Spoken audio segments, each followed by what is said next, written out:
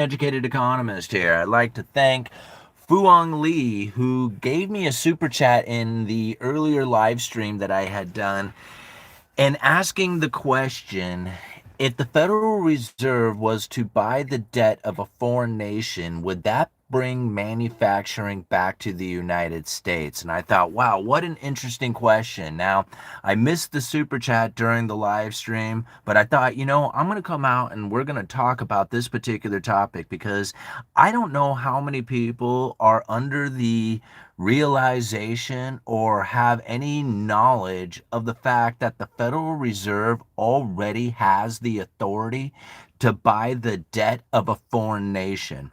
Now, for a lot of people, that just might go right over their head, like they don't know what the hell that means or what kind of implications that might have. But for those who understand quantitative easing, that is a profound thing to think about because the Federal Reserve, every time they go into their monetary policy of easing, where they lower interest rates and then fire up the printing press and buy up assets and expand the balance sheet, generally, this is done within the U.S. Treasury market. Now, they do buy other assets, mortgage-backed securities and SDRs and other things, but generally, Treasury debt, the debt of the United States government, is the main asset that they buy. But if they were to try to expand the balance sheet and continuously buy the U.S. Treasury debt, they will send the United States into an unsustainable debt. They're already in an unsustainable debt path. That will put them on unsustainable debt. Now, whether or not we can ever return from it, I still question that is even a real possibility. But the idea behind the Federal Reserve continuously buying this government debt, forcing the government into this, unsustainable debt path, is now questionable to whether or not they can do it. So what is it that they can actually buy? Well, now I give you this speech coming from Ben Bernanke back in November of 2002. And he had one of the most interesting things to say inside of this speech. Let me bring it up here. He said this: the Fed can inject money into the economy in still other ways. For example, the Fed has the authority to buy foreign government debt as well as domestic government debt. Potentially, this class of asset offers a huge scope for the Fed's operation, as the quantity of foreign assets eligible for purchase by the Fed is several times the stock of the U.S. government debt. So now, when I think about that, I'm thinking, well, the Federal Reserve can't continue to buy the debt of the United States government. It will completely destroy it. But it already has the legal authority, already has the authority. I don't know about legal, but anyway, it already has the authority to buy the foreign government debt. And it's several times the stock of the U.S. Treasury market. So now when I think about how much debt that they could buy if they were to start stepping into the foreign government debt, it's unreal. They could buy an insane amount of this stuff. And now the question was from Fulong Lee is that if they were to go and start buying this government debt, would that bring manufacturing back to the United States? And I thought, man, we got to really spin around this question to think, is that really something that would drive manufacturing back to the United States, like literally buying the debt of a foreign nation? I personally don't think it would. I think that it would be a liquidity injection into the world currency markets out there in order to provide enough dollars to fulfill all the dollar denominated debt that exists out there.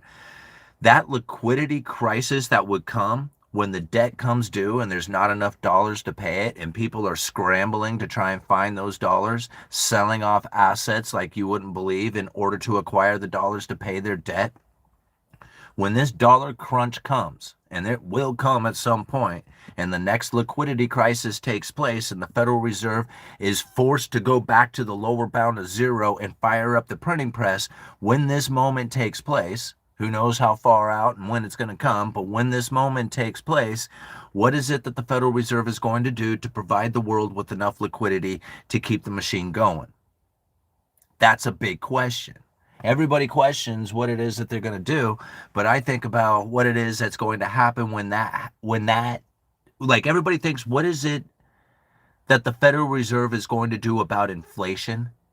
And I think to myself, what is it that the Federal Reserve is going to do about the deflationary scenario that would come from that? Ultimately, if the dollar liquidity crisis is taking place, like that would force the Federal Reserve to buy the debt of a foreign nation. If this is happening, then most likely the dollar is strengthening and our exports are becoming very difficult for foreign nations to buy. That is not going to be a benefit to the manufacturing state, to us being a manufacturer. That's going to punish. That's going to be hard. When people have the ability to buy your product, that's when you can become a manufacturing state.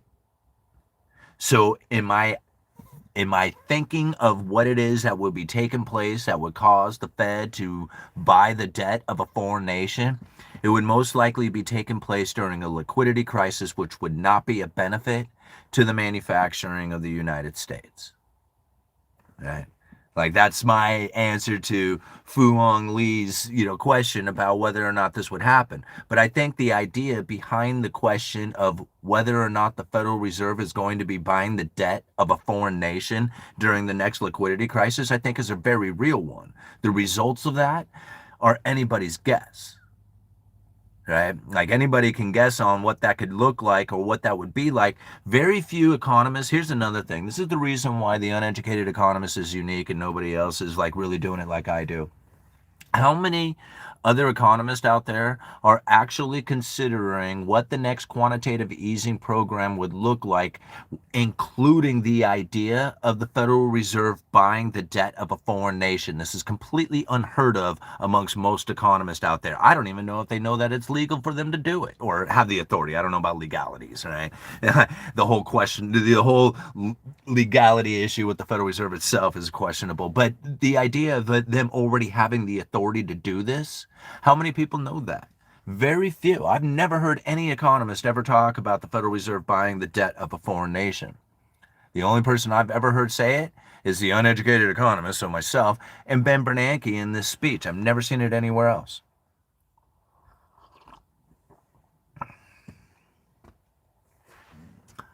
And so when I think about what it is that the next liquidity and next quantitative easing and things will look like, I'm only assuming that by that point, when it comes, we're going to be deep. We're going to be like, if we ain't knee deep, we're going to be chest deep inside of tokenization, central bank digital currencies, and the ability for the Federal Reserve to inject money into a particular nation and then be able to direct where that money goes. And I think that's kind of the key to the tokenization and central bank digital currencies. If they were to use this particular ability to buy the debt of a foreign nation, how is it that they could like control the money, the way the money flows? And who knows if they can actually control that, because control is an illusion, right?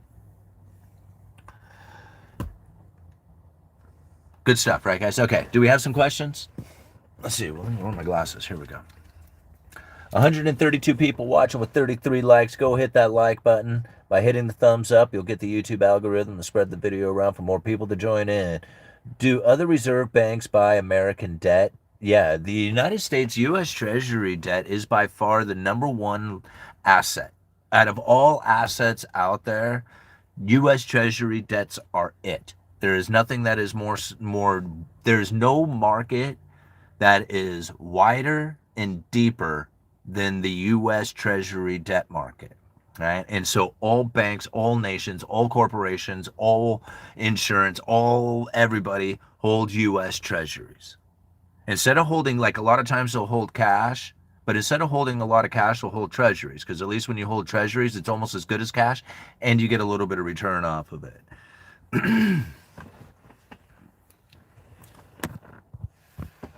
All right. When you talk about economy crashing, are only talking about the 20% anyway.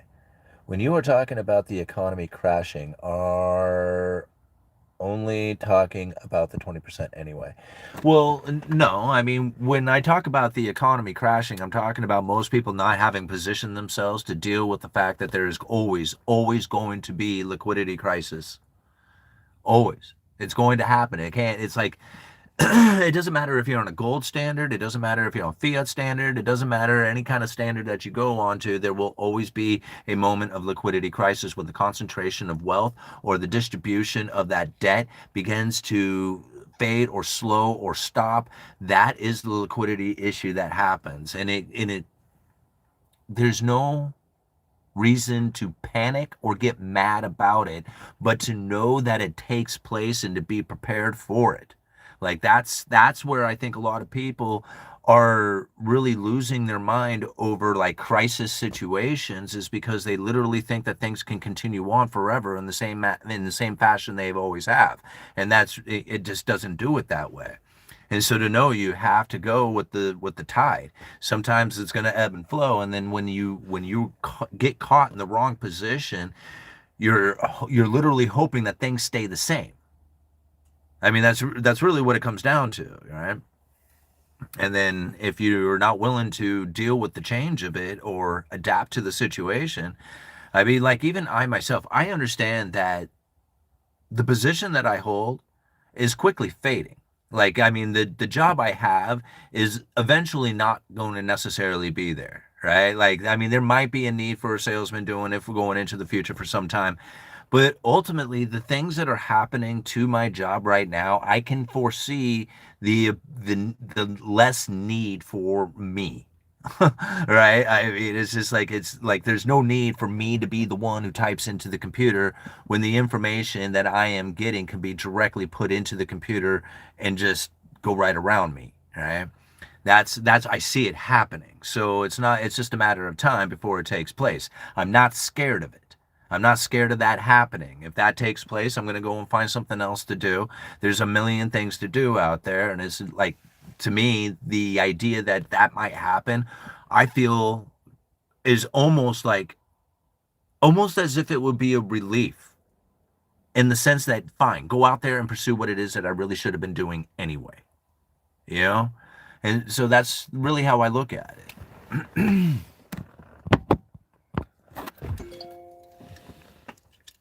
Huh.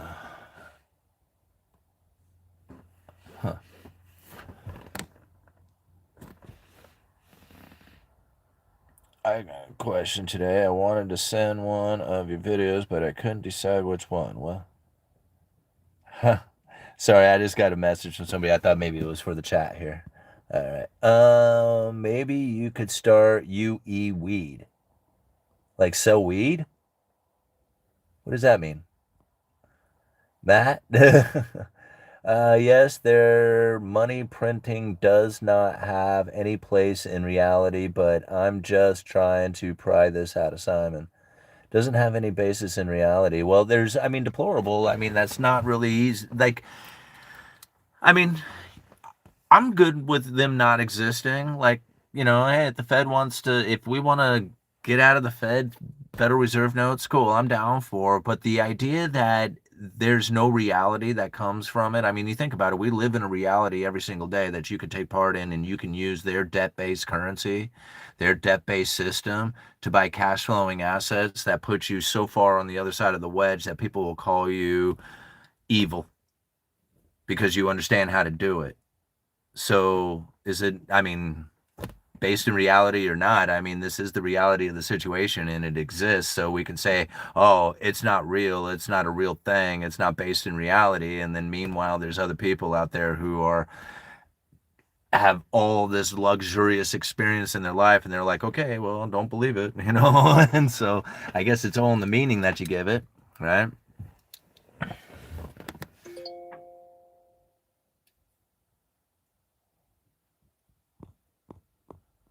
All right. Yes, grow and sell weed. There ain't no money in weed, Matt. There's no money in weed. I don't know why anybody would want. I can't talk about this anyway.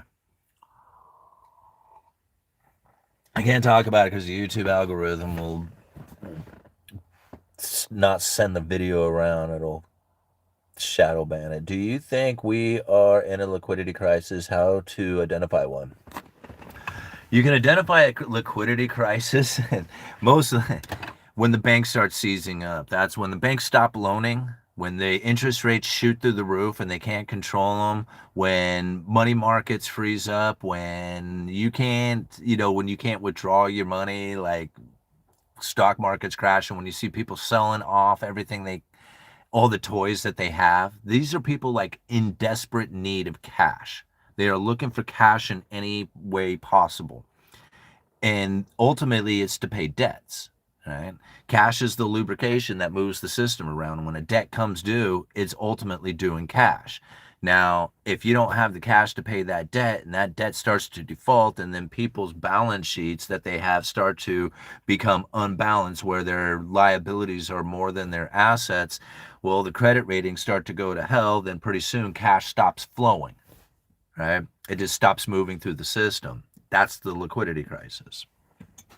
There's just not enough. It can happen quite quickly too.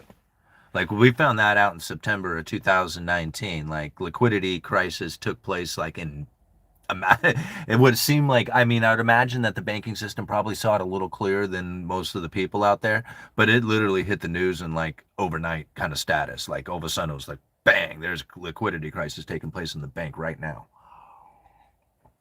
And that was due to a big giant corporate tax payment that pulled a bunch of cash out of the banking system and sent it over to the Treasury General account, which is essentially an account at the Federal Reserve. But the point being is that it took it out of the banking system and sent it over to that general the Treasury General account. And therefore, the overnight lending rate, which was the rate that these big banks lend to each other, shot up to like 10% because there wasn't enough cash to meet the reserve requirements. I don't know. Do you know, like, I don't know. Does that make sense? Essentially, the banks at the end of the day were in need of reserves and some had excess reserves. Well, they didn't have excess reserves. They just didn't have any excess reserves at all. And that had a lot to do with like the government spending that was taking place at the time, because like the primary dealers, they're like essentially the buyers of all those treasuries. And you can either sit on cash or you can sit on treasuries. They're essentially the same thing. But when it's time to have cash, treasuries won't do. And if you have an excessive amount of treasuries on your balance sheet and not a lot of cash, and you start running into liquidity crisis like that, then it's really that was when like really there was no other choice but the Federal Reserve to fire up the repo facility and say, hey, give us those treasuries and we'll give you some cash. All right. And then we'll flip this every single day so there's plenty of cash in the system. And people called it non-QE, QE, right? I mean, I know I was one of them. So I don't know. Does all this make sense? Like, I don't know. What's the next question? It's fun stuff, right, guys? Good stuff. All right, we got John Ingram. Thank you so much for for becoming a member. And I am so apologize to all the members of the channel. You guys are awesome, and thank you so much for being here and all the dedication to the channel and continued support. There will be some speeches coming at some point. All right, how's the Fed going to manage U.S. Treasuries if they go into foreign bonds? Wouldn't markets ignore Treasuries for foreign bonds due to price? Well, I think I mean, well, I think you're probably looking at it on too much of an extreme. When the Federal Reserve, I would only assume that if there was there is no detailed explanation of how this is going, so this would be my complete assumption of it, but I would only assume that the dabbling into foreign bonds would be a very minute amount. It would be very small in start, and then it would progress from there. Right? But at first, like, I don't think that it would be such a dramatic switch. Like they're gonna all of a sudden stop buying treasuries and all of a sudden buy into bonds or buy foreign debt. I don't think that's necessarily like the case that would go down. It would be, it would be a slow increment. Like remember, all this is a slow grind. Nothing happens quite like a lot of people think it's happening quickly because the information comes quickly. And so therefore they get real excited and they're thinking, oh man, it's all happening right now because they receive the information so fast. But ultimately, it's a very slow grind, and it's taking like a very long time for it to all go down. Because if they did anything fast, then it really wouldn't work. But when you slowly grind through this, then most people just simply don't fight it. They just, they try to resist it, but then they just really can't resist it. There's nothing that they can do to stop it because it's just like, a tapping of the wedge. It just goes a little deeper and a little deeper. And it's kind of the same thing. It's just like, you watch it happen right now as things like, the average everyday job just fades away from its capabilities of being able to sustain itself with a decent way of life like it once had expected. We can look at the labor force and say, oh man, unemployment's really low, or, even if they got a strong labor force, it doesn't matter. Go ahead, have a strong labor force. It doesn't do anything. Right? Like they've already learned that you can have unemployment very low, have a very strong, labor market taking place, and it doesn't create the inflationary scenario that they would typically have anticipated. Right? This is a problem for the Federal Reserve. I mean, how did Michelle Bowman put it? She said there's inflation's insensitivity to a tight labor market. I mean, they literally say this, right? So, knowing the case, knowing the real strategy of the Federal Reserve and what it is that they are intending or trying to do with their monetary policy is so different than the mainstream media's narrative of what it is that they are doing. It's not even the same thing. And again, I think it's just so funny how people are just like, man, what makes you some sort of expert? And I'm like, I'm not an expert. I'm just somebody who's reading all these speeches and diving into their strategy. And I'm not trying to say, hey, I read this economist book and that economist book and that other economist book, and I have all these theories of all these different economists out there. What I am saying is I have dove into the words of the Federal Reserve and their communications to the other central bankers out there, and what they are saying to each other is not the same thing that is being stated on TV or anywhere else on the internet. I won't let it go. I don't care if I only have 2,000 views for the video when other people out there have 200,000 views talking about hyperinflation destroying your life. They are wrong. I am right. We're getting it right. They're going to have it wrong. They're going to have to explain themselves when they have it all mixed. Here, like I think about it right now. All the people who were screaming hyperinflation a few years ago, are they still respected?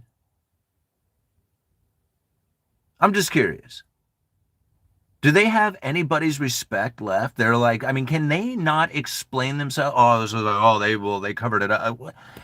I don't know what excuse they made, right? But everybody, it seemed like everybody was screaming inflation, hyperinflation just a few years ago, and I felt like I was the only one out there saying, don't fall for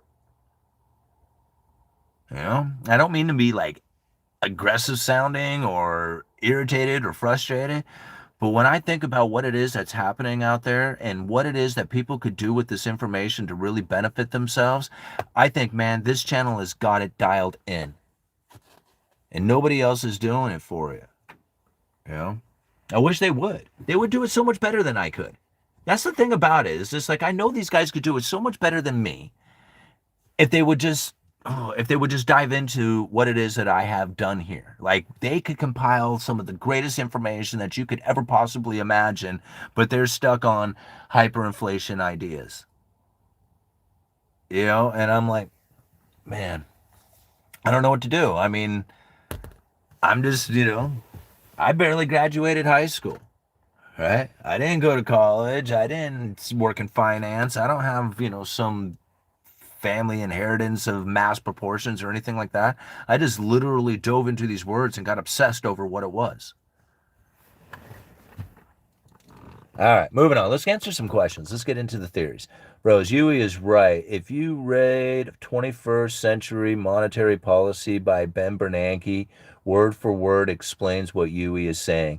Yeah, my balls, you're right, man. Like, that is the only, and then that's the thing. Ben has been so villainized, and it was done on purpose. That was part of the, I am sure of it now that was part of the Fed's plan, was to make Ben seem like like especially within the mainstream media, to portray Ben as a complete moron, loser, liar, evil, all this other stuff, so nobody would listen to him. Like, nobody would listen to him. The only people who listened to him were the other central bankers, so he was freely to communicate. Because nobody was listening to him because they thought that he was a liar. And he actually, like, I think they really I think I can't prove it in any way, but everything that I remember from back during the great financial crisis had like everybody pointing the finger at Ben going, oh, you're evil. Oh, no, no, no, no. And I thought to myself back then, I'm thinking the same thing. Oh, no, no, no, no. And then now I see people doing that to Jerome Powell. And I'm like, whoa, wait a minute here. Right? Jerome Powell said the inflation would be people would see the inflation to be counterintuitive to the Fed's actions, and that it would, here, actually, let me just go read it for you guys, because he told you straight up he was going to create an inflation, or he wasn't going to.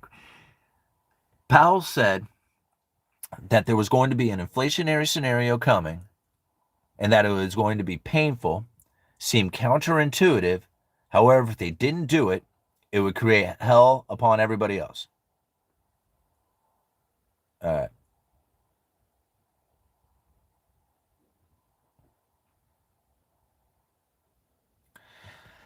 So, for those who don't believe it, who think that the Federal Reserve lost control of inflation, didn't know that that inflation was coming, had no idea what to do about it when it was happening, this is what Jerome Powell had to say before inflation took place.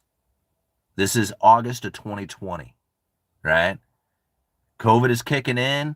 People are panicking. They're losing their mind, but the supply chain hadn't broken down yet to the level that the inflationary scenarios were taking place.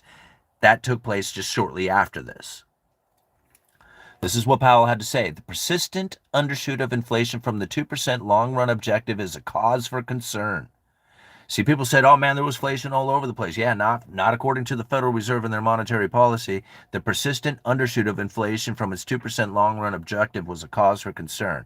Many find it counterintuitive that the Fed would want to push up inflation. Right there. He said it. Many find it counterintuitive that the Fed would want to do this. After all, low and stable inflation is essential for a well-functioning economy, and we are certainly mindful that higher prices for essential items such as food, gasoline, and shelter add to the burdens faced by many families, especially those struggling with lost jobs and incomes. So he knew that you, at the end of the line, suffering with lost jobs and incomes, would be suffering the most with food, gasoline, shelter, right? All the essential items.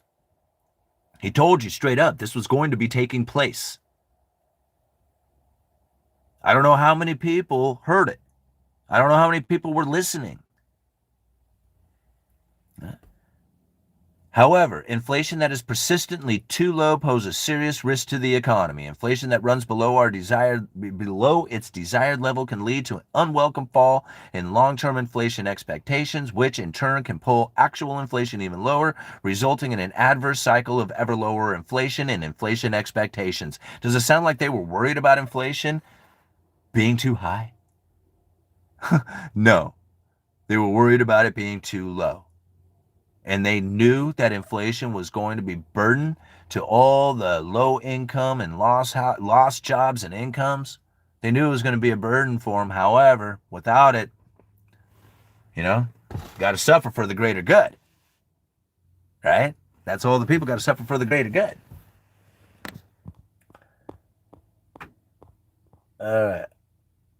I never listened to Powell. Who cares? Well, Kirk, see, that's the whole reason. It's the same people who never listened to Ben Bernanke, too. Who cares? I care. I care because they are straight up telling you right there in their own words what they were about ready to do. Ben Bernanke did it. He says, when we hit the lower bound to zero and we have no more downward adjustment for monetary policy and essentially have run out of ammunition, we have plenty of useful tools to use. Do you know what they are? Oh, let me describe them. It's a gold machine, right? How else would you know that if you didn't read the speech? How else would I know that Powell was communicating that the Federal Reserve was about ready to inflict pain and suffering upon the lower income people in order to save monetary policy? I mean, he said it. We didn't have to listen to it. Most people didn't listen to it, and most people think he's dumb anyway and shouldn't listen to him. I mean, just think about it. Trump communicates that more than anybody else. Don't listen to Powell. He doesn't know what he's doing. Too late. Bumbling idiot. I think he's mental. Whatever. Right? And I'm thinking the homeboy just straight up told you the truth about what it is that they were going to do to the people out here, and they all ignored it, didn't believe it, then chose to add power to the pendulum and say, oh man, hyperinflation's about ready to destroy everybody. That's the Fed's fault. And the Federal Reserve sat back and said, man, that was easier than ever. We had a whole plan to do this, but yet we didn't even really have to try.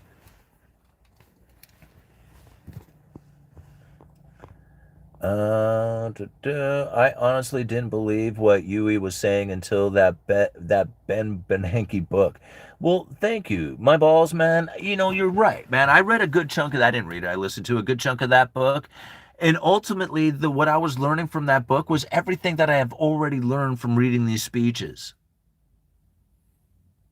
Like he talks about it in detail, right? But ultimately I don't know, maybe there's something in the book I missed, but I don't know, everything was lining up with exactly what it is that I was reading within these speeches and the documents coming from the Fed itself. Yeah.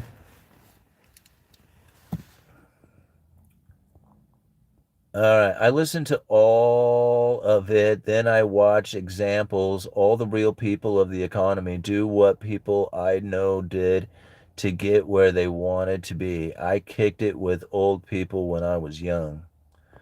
What's happening, Wayne? It's great to see you up in here, brother. So buying wherever sovereign debt puts dollars into their economy. Well, I would only assume, like, if you buy the debt of a foreign nation, even if you were to buy it from the secondary market, right? So say, for example, the Federal Reserve didn't go directly to their Treasury Department and buy their treasuries, but yet bought it from the secondary market. So already buying it after it was purchased.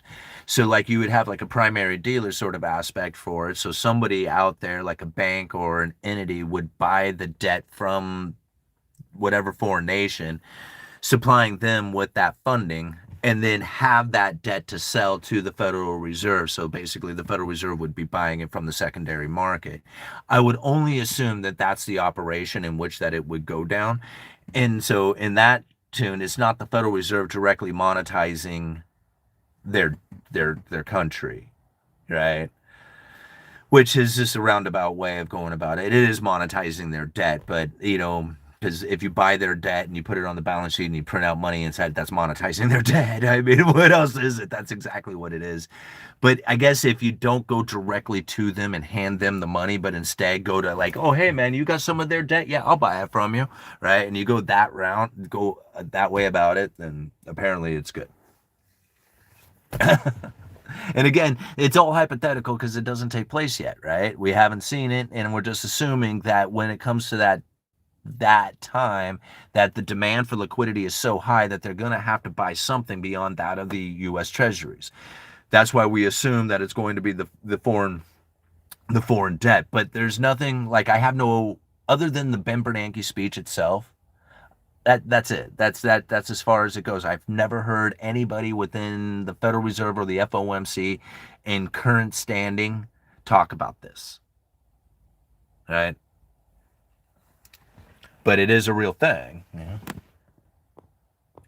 Yeah. Yes, we would be printing inflation, but it would be entering at another country's government, and they would reap the benefits of the first to receive the money. Yeah, I would assume that it would probably end up going something like that. The inflation of assets is what takes us to a crisis. The inflation of assets is what takes us to the crisis. Well, I think that's a symptom of it. You know, I mean, I don't think that's necessarily the reasoning behind it. I think that's just a symptom. Like you can recognize it happening as that's taken place, like as the assets are just going off the charts and people are borrowing money, like the irrational exuberance. Once that turns off, right, and the irrational exuberance has to be unwound, then that's where you start finding the crisis scenario coming from the elevated assets due to the irrational exuberance. But again, I think that's like the symptom of it. I don't think that's necessarily the cause of it. All right, Yui, have you read the FDIC 2025 risk report? It says they built more multifamily homes in the past 5 years than in the past 10 years combined. Um, yeah, I can believe that. I mean, I think a lot of new construction took place, especially during the pandemic and the rent moratoriums. Um, it pretty much made rental properties go through the roof. And if you have projections for profit saying, oh man, this is how much these rental incomes are going for, you know, and all of a sudden you have a whole bunch of people who want to take advantage of that. Well, you don't know exactly how many people are flooding into it. It turns into a malinvestment essentially. But it doesn't, this is what I find interesting about, like when you do a malinvestment into business, like let's say for example, let's do something small, like a video store. Okay. Like back in the day when people used to rent videos. Okay. So let's take this hypothetical video store. You got a video store that comes into town and it's the only one in town. Right. And it's got a small selection. It's building up. It's doing okay. Right. And people are like, man, this is a really cool service having these videos to watch it. Right. Well, somebody sees that and then they set up another video store. But because there's so much business, it's really not that bad. Like, there's plenty of business for everybody. And as the two are building up their inventory, they have their video stores are doing quite well, these two businesses, right? So let's say you take it,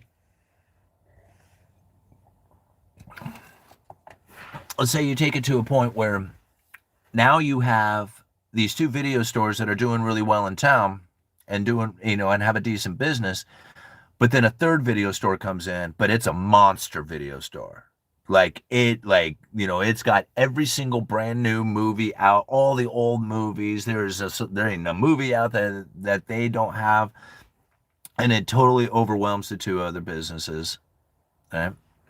And they end up going out of business. Now, if you could imagine that many businesses started setting up all these different video stores all at the same time, not just the big one, not just the two small ones, but many of them, and they were all doing business. Now, some of the video stores are going to last, but then some of them aren't, right? Some of them are going to end up being malinvestments. They're going to be in the wrong location. They got the wrong management. They got the wrong building. They got the wrong inventory. Something didn't work right, and they end up failing. Right? And so ends up being like a malinvestment. And when you think about malinvestments in the sense of a business, there's a lot of time, effort, energy, money that goes into that business. But then when the business goes, that's it. It's just gone. Right? But when you have an apartment complex that you have built, the business is still there. Right? The building is still there. The malinvestment might have taken place. The write-off might have to happen. Somebody might take a loss, but the building still exists. And so something that I find interesting during that time is that here you had all this malinvestment taking place into rental properties because the rents were so high at the time and the projections and all the money that was going into it. And I reckon this actually happened with one of the buildings in the town that I live in Astoria.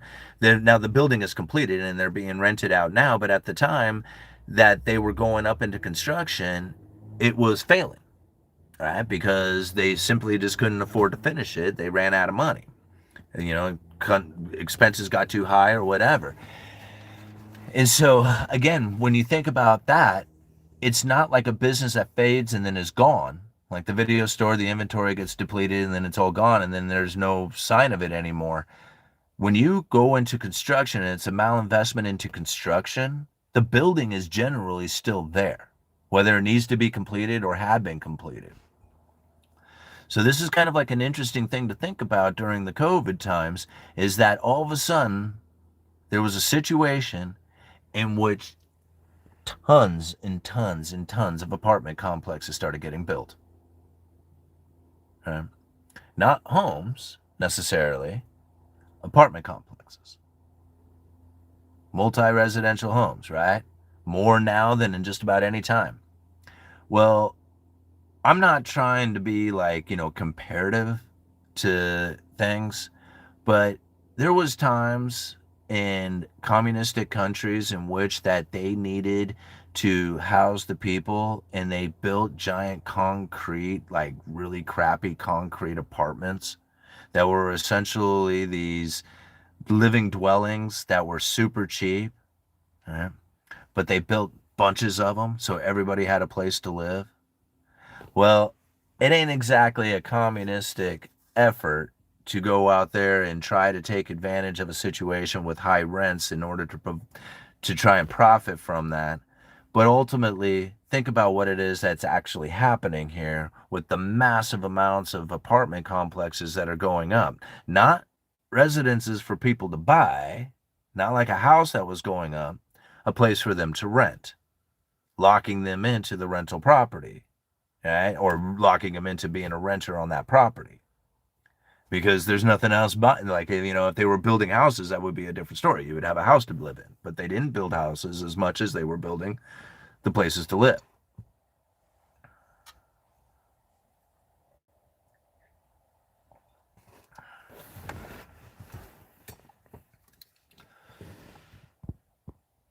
I don't get it. What is commie like in your apartment development story?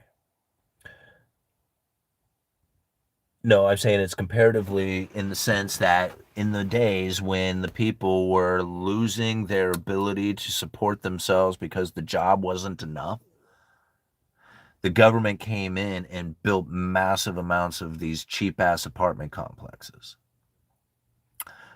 All I'm saying is, like, right now, paycheck to paycheck is barely enough. It's going deeper into the future. That's the case. And there was a whole bunch of apartment complexes that went up. Now, whether or not you say, well, it was the government that did it, or they didn't do it, or profit, or whatever, I'm just, again, you just step back up onto the hill a little bit and you look down onto the economy and you think about what it is that's happening there. It's just like, is it really something that is government controlled, like a communistic boot on the face of humanity kind of thing?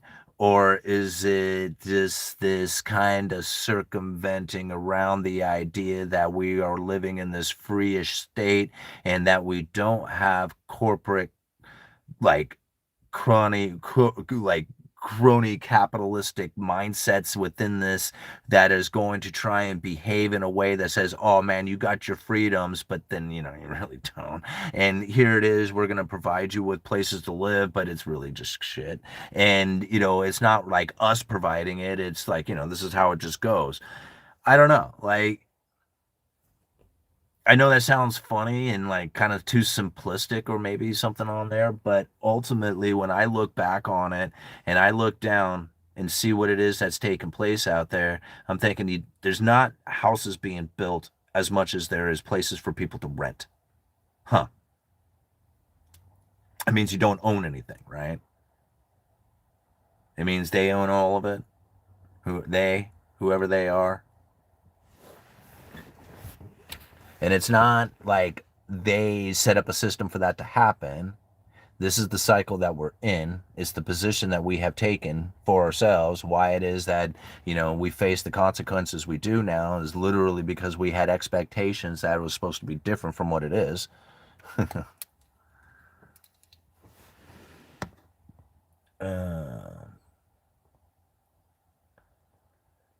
If exuberance would benefit society, would it be better pain than going into nonsense the way it is now? If exuberance would benefit society, would it be better pain than going into nonsense the way it is? I don't like, I don't even know if this is necessarily nonsense, is it? I mean, isn't this more of just kind of like, the things that we're seeing out there are more symptoms of the current situation that we now face with the overabundance of money that has now come into the state, creating the massive inequalities. Like, I mean, I know it's nonsense in that sense. In for a lot of people, it's just like, man, this is ridiculous. It shouldn't be this way. But I don't understand that in itself. Why shouldn't it be this way? I mean, this is what happens when you put too much money in the system. What else? What else could we expect? I know people were like, no, I want all this money in the system. I want a high standard of living. I want to have a retirement. I want to be able to earn money on my stock portfolio. I want to be able to get a compounding interest, and I want to be able to produce the real assets within this nation and be able to sell that to other nations as well. Now, none of that, all that stuff can't happen. And I know a lot of people think it can, and there's politicians out there who swear up and down that they can make that happen. They are wrong. They are wrong. They cannot. you know and and if there was the case that they could, then they would, but they don't because they can't, right? That's really what it comes down to. But they really sound like they can. They do. They're like, nah, listen to my really deep rooted, very logical theory on all this stuff that could happen to try and save the day, and they are absolutely wrong. They can't. Right? And it's like, I mean, I don't mean to be like negative sounding when it comes to it, but I have just come to that, conclusion that none of them have understood the Cantillon effect, and that the move into luxurious experiences drove out the domestic manufacturers. And unless you lower your standard of living, and I mean the standard of living of everybody across the nation, there is no way those manufacturers are coming back. You're not going to be able to produce the real assets, and no matter how creative you get inside of your finances, you're not going to be able to provide a currency that will maintain its purchasing power going into the future. There's no way. Right? There's just no way. So it's better to just realize that, know it, and then deal with it appropriately. All right. Hi, is this Halloween edition? It is Halloween edition. You liking it? It's kind of spooky here with the computer here in front of me. All right. When I retire soon, teaching personal finance is very important. All right. You guys are awesome, man. Thank you all for being here. 217 people with 96 likes. Thank you so much for hitting that like button. And again, we're talking about the liquidity issues that the Federal Reserve is going to be facing going into the future, and how it is that they could possibly deal with those liquidity issues. One of the things that we have brought up here for those who are tuning in right now is Ben Bernanke's speech talking about deflation and making sure that it doesn't happen here. And in that speech, he mentions the Federal Reserve having the authority to buy the debt of a foreign nation. And considering that this is several times the stock of the United States government, it only leads me to believe that if a liquidity crisis of mass proportion comes, that would be the position that they end up heading towards, is going into that foreign government debt. All right, very, very spooky. You scared me. Right on. All right, silver target in a full-blown liquidity crisis if we short squeeze the whales. Oh, I couldn't tell you. I heard this Fed stuff too many times. I get you, Wick. You don't have to hang out, though. All right. I love the econ discussion tonight. Yeah, you bet, Standard Nursery. This is how you get it to internalize, how you're able to then recall it at any given moment in your subconscious. Once it has it locked in like that, you're just making appropriate decisions for yourself based on what you already know about what it is that's taking place within the economy. You know how many people thought that, like, I mean, just think about how many people were so upset with Jerome Powell and Lisa Cook just a few months ago, and now you can't find a single article on whether or not whether or not Powell and Lisa are going to get fired. Like, you can't find anything on it anymore. It's just gone. It was the top of everybody's, like, it was on the headlines. It was all over the place. Nobody would let it go. And I'm trying to say it's no big deal. Let it go. Just stop paying attention to it. It is bull. Everything. And people are like, oh no, this is a really, really, really, really, really big deal. You got to pay attention to that. I was like, let it go. And then now here it is. It's gone. And now nobody wants to talk about it. And I'm like, now I want to bring it up. How come you all thought it was important before? How come it's not important anymore? All of a sudden it's not important, right? It's not something we have to discuss anymore. Yeah. All right. M Rider 777. Whose currency is the world going to use? Nobody's. The United States currency, and that is it. They really just don't have any other choice because there's nothing else available for them to use. Even if they wanted to use the debt of a foreign nation or anything else, there's just simply not enough of it to provide for all the transactions that are taking place within the world. They need the dollars. That's it, because the dollars are plentiful. And that's the only reason. Jerome Powell and Lisa Cook reminds me of the UFO drones on the East Coast. Yeah, like what happened there? Yeah, like all of a sudden, like it's just gone. Nobody like. All right. People are expecting something new to happen that will make magic happen. You're right, Eric. That is so true. People that I totally agree with that. People have a tendency to think something new is about ready to take place. It's going to have this profound, overwhelming impact that changes everybody's lives forever. And not saying that those moments don't happen. They do, but everybody is like anticipating and waiting and thinking about those happening at any given moment, and that being the case. Like that's what's going to change here. Meanwhile, that, like I said earlier, that slow grind is happening. Okay? I mean, here it is. Like I look at the Fed's monetary policy and what it is that they were looking to have and achieve from being stuck at the lower bound of zero with the low neutral interest rate. And here it is years later. And I'm like, dang, man, you guys really pulled that stuff off. Like impressively. Like I can't even, it is amazing that they were able to pull it off, communicate it to each other, and then not have it delivered through the mainstream media. And I was just like, no way is that possible. Like they can literally communicate to each other in a way that they literally get the message, but then at the same time, the message goes out to the mainstream media and is delivered with propagandized information that is totally different from what it is that they were communicating. It's like it's the most amazing thing I've ever seen. I mean, like, actually, I'm truly amazed by it. Like, I did not think that they would be able to pull it off as well as they have. And I didn't know that they were going to do it this way. I'm just looking back on it going, holy crap, you guys are like, you dialed that stuff in. You know? But again, they had years and years of strategy to try and figure out how it was that they were going to use that message, how it was that they were going to deliver it, how they could get it into that message delivered through all these different channels, because they knew that people weren't going to, like, only a handful of people actually listen to the Fed. They can sit, the Fed can scream all day long, only going to be like 10 people who listen, right? Everybody else is going to be like, who the hell is the Fed, right? So they literally had to figure out the channels of delivery of information to everybody out there. And it worked. It worked so well. Just amazingly well. I mean, I almost had like, not that I'm proud of them or anything for it, but I'm thinking, dang, man, like I was a conspiracy theorist for a very long time, and I am not like somebody who likes to dive into the conspiratorial mindset again, because I did that for so long, right? I went down so many rabbit holes. I looked at so many different things. And I know that there is a new world order coming, and I know that they're all doing their thing to try and, do this global dominance and control everybody in a debt slavery pattern and all the other things that come with it. And it's pretty obvious when you look at it that it's happening.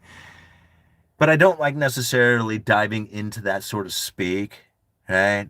And it's really depressing and it's really down turning. But dang, man, the Federal Reserve pulled this thing off. They needed everybody to have an inflation expectation to save their monetary policy. They knew it was going to be painful to the people, and they pulled it off. They did it. I mean, here it is. Like, even the whole idea of firing Jerome Powell and getting rid of Lisa Cook and all that other stuff, all that stuff was a benefit to the Fed. Every bit of it. It just gives them all the power they need. And so when I see it and I think about it, like I never once ever took a position thinking that there was going to be some hyperinflation scenario.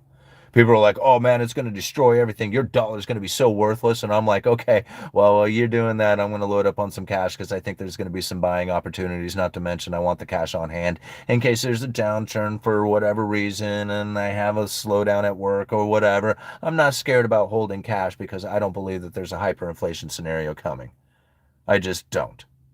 Not yet. When the world dollar denominated debt collapses and there's none left out there to be paid off, then all those dollars can come home to roost. Until then, dollars are going to fly out of this country. They're going to fly out of this country because we're buying the foreign production, because we don't produce real assets. We buy real assets.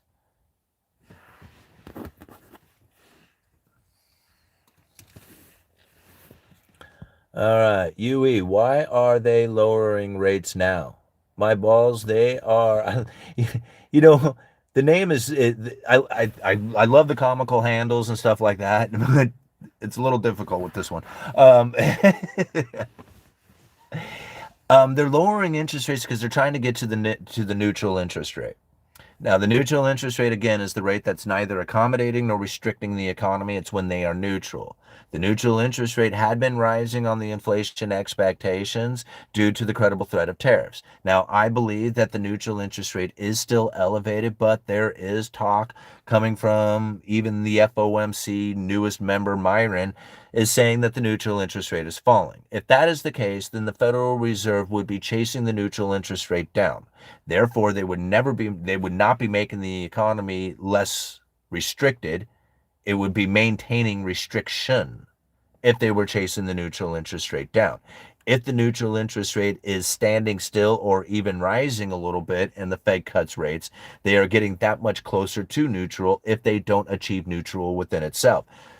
Point being is none of that is stimulating. It's all neutral or still restriction, or restrictive, I should say. So that's why they're cutting rates. They're cutting rates to get to neutral, and they may not even have to cut them that much. Like a lot of people are anticipating that they got all these interest rates coming. Like many people thought that there was a ton of interest rates coming back at the end of 2023. I never once ever believed it then either, right?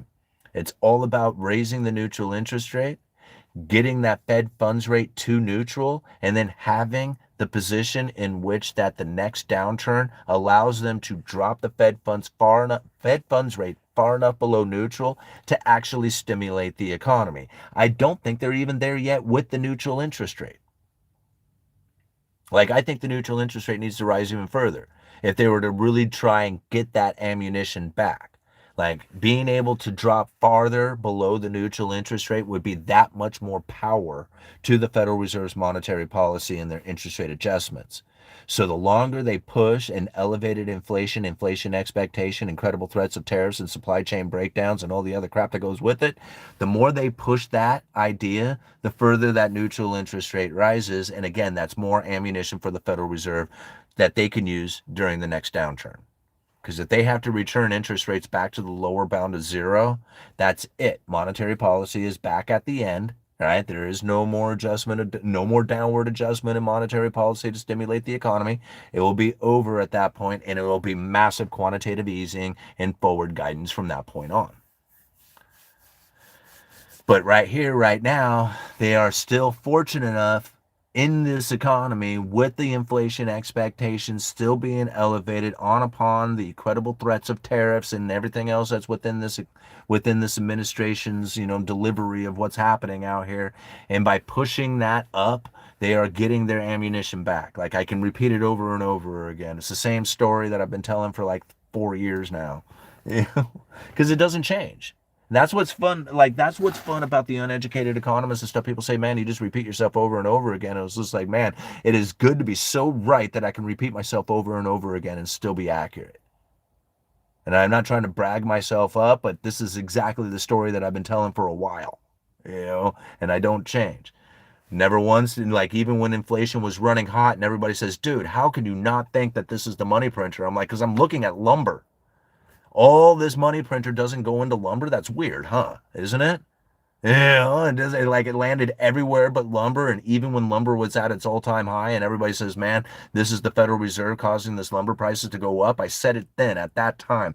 What are you all going to say when lumber goes back down to its normal price? I was the only person calling it out like that at the time.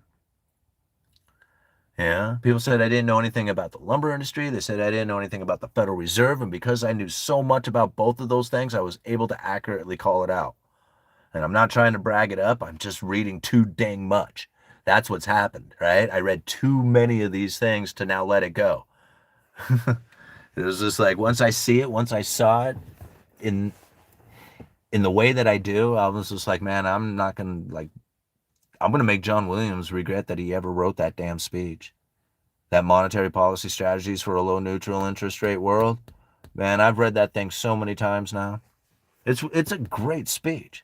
Delivered in 2018 saying, man, the problem we need to solve these days is the risk of inflation that is persistently too low rather than too high. And then a few years later, what do we have? Persistently high inflation. Huh. Huh. Pretty, pretty good, huh, John? I mean, you got exactly what you were looking for. That's amazing, man. You know?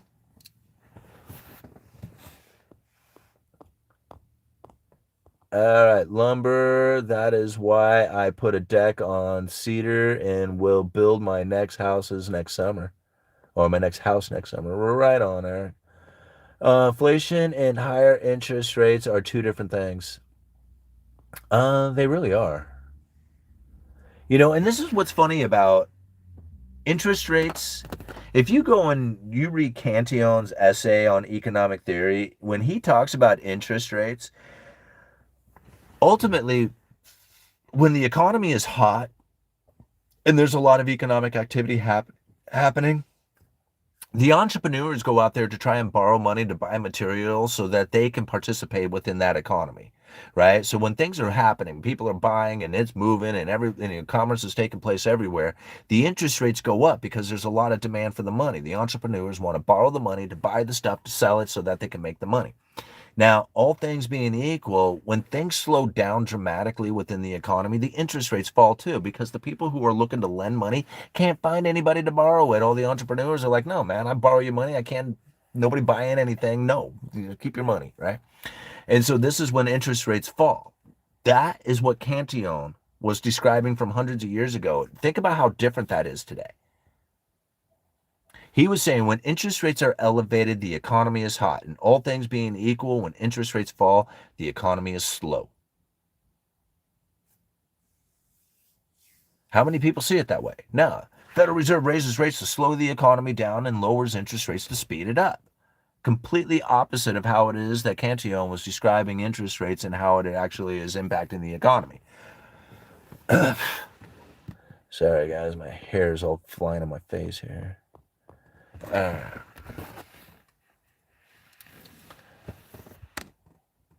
uh,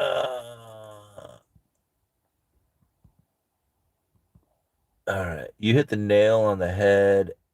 IS is a promise can't be kept. IOUs is a promise that can't be kept. Oh, yeah. All right. Reminds me of when they talked about derivatives in The Big Short. But then again, derivatives are deflationary, no?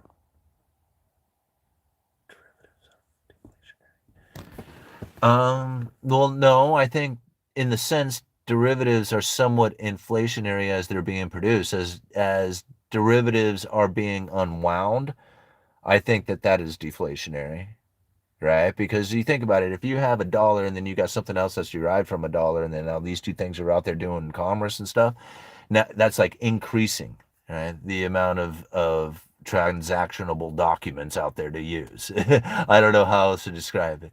But ultimately, as the derivatives start to unwind, then that would start to slow down the availability of those things out there, right? So to me, that would be actually the opposite. I don't know.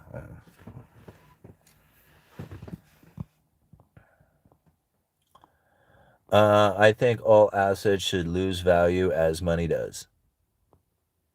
Huh. All assets should lose money as money does. Okay, the liquidity crisis is already here. Look at the reverse repo Fed report. It spiked majorly. Sorry. Yeah. And again, like I think they were anticipating that happening. They talked about it quite a bit, and in fact, they even talk about the use of the discount window like a couple of years ago. In fact, I think we covered some speeches on it given by Michelle Bowman, talking about the discount window and then making it like available for all the banks to access liquidity during those times of stress, and doing it in such a way that it wouldn't be noticed by making banks actually use the discount window a couple of times a year, so it kind of masks over the idea of them actually being exposed, right? Because like when you go to the discount window, they're like, oh dude, what's going on? How come you don't have the liquidity to operate? Going to the discount window held a huge stigma amongst these banks. But now, if you go to the discount window, it's not a big deal because you're essentially forced to do it at least a few times a year, having accounts at the discount window and then using it, operating there. So when people are actually going to this discount window, the banks are, it's not looked at as a down, as a negative thing, right? So it's not like they don't have plans to deal with the liquidity issues. A lot of times I think it's just like it gets real exciting that they don't have any, like even the repo facility being fired up in September of 2019. I had done a video titled Things Are Changing that described the Federal Reserve wanting a standing repo facility months before that September of 2019 event that took place.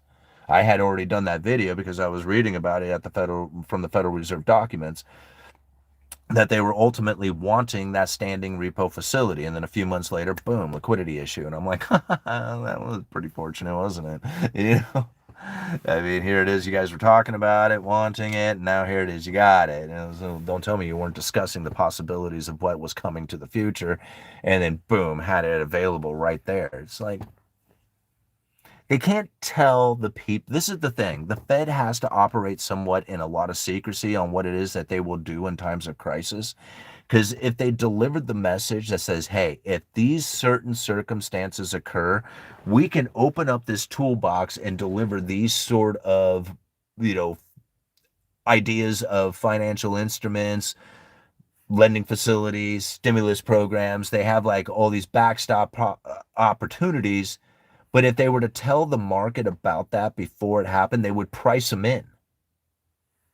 They would price that, like they would literally price those tools into like a bank collapse. They were like, oh, if the bank collapses, and the Fed's tool will kick in, and then they will price that tool in. So they can't tell people about it. They can't like literally like the bank term funding program that was there bailing out like the Silicon Valley Bank incident. That was again like people ask me, aren't you worried about the bank? Aren't you worried about keeping your cash in the bank? And I'm like, not really, no. Like, I mean, yeah, kind of, because I know there's going to be issues, but the Fed said that there's going to be issues and that they have tools to deal with it. And they didn't specify what those tools were. And it's kind of like, saying, hey, are you going to depend on the lifeboat? And I'm like, yeah, I kind of am. I mean, not necessarily like I don't think it's a lifeboat. I just think that they have a plan to deal with it that nobody else is thinking of. And then once the bank crisis started to happen, boom, bank term funding program. They're like, hey, all those assets that are losing value here, we'll just lend you money at full face value on them here. So I mean, everybody has to decide for themselves what it is that they are anticipating and what it is that they expect from it. But to me, I look at a lot of this stuff that the Federal Reserve is doing, and I'm thinking, man, they use the people. They use the people's mindset, their fear, their anxiety, and their hate against them.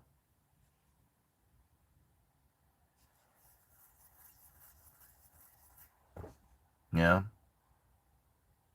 So I try to warn people. I tried to warn them a long time ago that the Fed was messing with their mind and that they are the greatest gaslighters in history. And every single time I get pushback from somebody saying, dude, you just like work for them and you just want, to be one of the elitists and you're just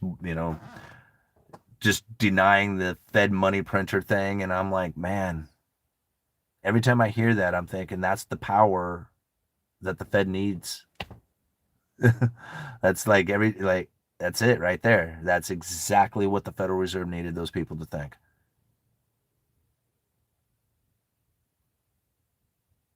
And it works.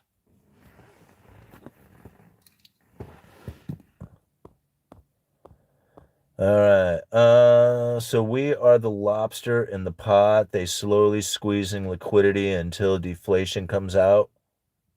Until deflation comes. I don't know. I got to think about that analogy for a minute, dude. Just got another unexpected $200 straight into assets. All right. Lack of knowledge is a gift to the feds. The Unseen Hand by Ralph Epperson is a good read. But the underlying asset is still valuable and will be valuable again. Simon, you are an elitist.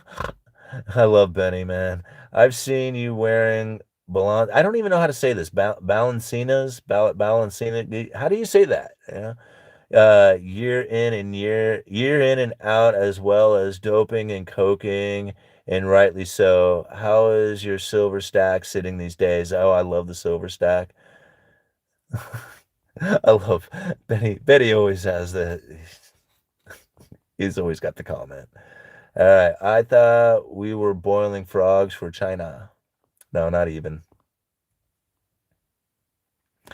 No, like the scariest for me to think about is that I have to like leave my I have to leave a position for my kids to be able to attempt to make it. And without already having like some sort of family wealth that you can hand down, they have to start in a position that is going to be not much different from what it is that I started with. And if I could give them just a little bit of a head start and some knowledge and some understanding of the situation that is happening right now, so that they could take a little bit of an advantage of what it is that they got and what I can give them, that I mean, I hope I can do it right. Because to say, hey, man, we all had it tough, get out there and figure it out. We all had to figure it out, and just to kick them out there into this world right now and expect them to, do what I did or how I did it. And I was just like, that's no way. Like, I can't expect them to do that. Like, I understand this a lot differently than a lot of other old timers would think about it. They're like, oh no, we all had it tough. And I'm like, yeah, okay, great. Get out of here. Right? Yeah, we all had it tough. That's a wonderful thing to say. Most of the people back in the day could go and get an average job and just be somewhat disciplined with that job and be able to make it. Nowadays, unless you are incredibly disciplined from an early age and really focus in on what you are doing, it's going to be a very difficult road to go down. Paycheck to paycheck is going to become the norm, and it's going to be very hard to get anywhere ahead when you live paycheck to paycheck. Now, granted, those are only going to be some of the people out there, because many people out there are going to figure out how it is that they can earn extra money, all the money beyond the money you're already making. And with the extra money, there's so many opportunities that you could do with that to then be in something that compound interest, rental properties, dividend paying stocks, business, side hustle, something out there that you can do, right? And if you don't do it, then you can expect to fall behind.